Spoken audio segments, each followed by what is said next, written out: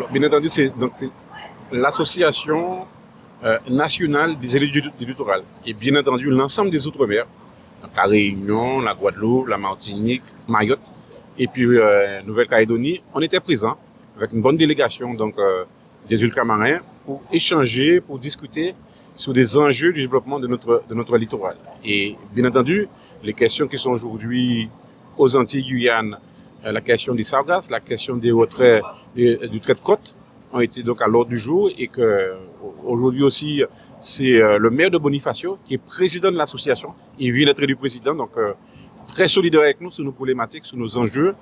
Et au-delà de ces problématiques qui nous préoccupent, les sargasses, mais il y a aussi des problématiques de développement du littoral.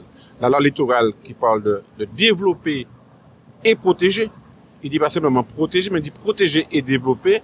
Et donc il y a une nécessité d'adapter cette loi à la situation des ultramarins, de la Guadeloupe en particulier.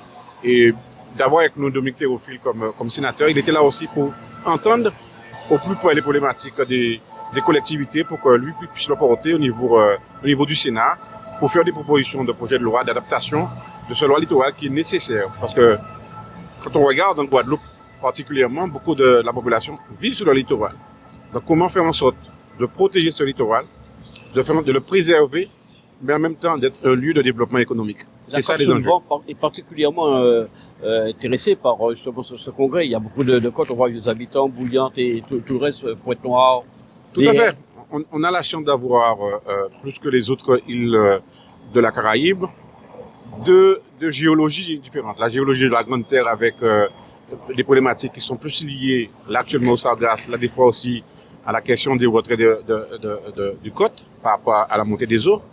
Et la partie qui est en basse terre, un peu différent, avec des sables noirs, avec des plages différentes, mais ça fait la richesse de la Guadeloupe. Donc, mais ces plages-là, ce sont par nécessité des milieux qui sont riches en biodiversité, mais qui sont aussi vulnérables. Donc il faut les protéger.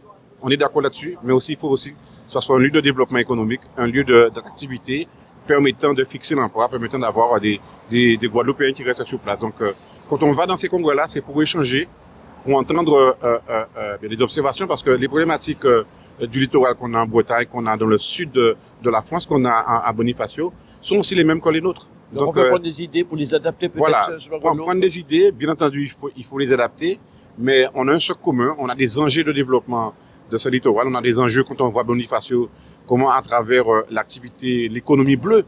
Aujourd'hui, l'économie bleue, c'est une économie où on doit s'investir, mais on doit le faire aussi avec délicatesse, avec réflexion, avec anticipation, et de dire que ce qu'on va proposer aujourd'hui, c'est à Vieux-Habitants, ils travaillent énormément, la Côte-Sud, ils travaillent énormément sur la question de ville bleue d'avenir. Donc, comment faire en sorte que demain matin, ces territoires-là, eh bien, le bleu, la mer, soient une chance de développement pour nos territoires.